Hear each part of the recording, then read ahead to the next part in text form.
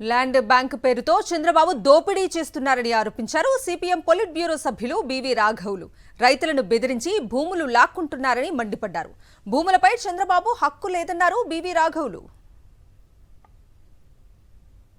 బాగా రైతులకి అనుకూలంగా ఉండి వ్యవసాయానికి అనుకూలంగా ఉండి భూముల్ని ముఖ్యంగా దళితులు గిరిజనులు ఎక్కడైతే ఎక్కువ నివసిస్తుంటారో అటువంటి భూముల్ని మరీ ఎంపిక చేసి వారు నోరు వాయ లేకుండా ఎదురు తిరగలేరని చెప్పేసి వాళ్ళని బెదిరించి లొంగ తీసుకోవచ్చు అని చెప్పేసి దృష్టితోటి అటువంటి భూముల్ని ఈరోజు తీసుకునే ప్రయత్నం చేస్తున్నారు. చంద్రబాబు అటువంటి దానికి ఒక ల్యాండ్ బ్యాంక్ అని పేరు పెట్టి దాంట్లో లక్షల ఎకరాలు వేసి వాటిని పంపిణీ చేయాలని ప్రయత్నం చేస్తున్నారు. ఈ ప్రభుత్వ భూములు ఇవన్నీ అధికారం ఉన్న వారి సొంత భూముల్లాగా వారు ట్రీట్ చేస్తున్నారు. లోకేష్ గారు అమాయకంగా కానీ లేకపోతే తెలివి తక్కువగా కానీ అది ఈ రెంటిల్లో ఏదనేది ఆయనే చెప్పాలి. అంటే ఇదంతా జాగీర్ అయినట్టు ఆంధ్రప్రదేశ్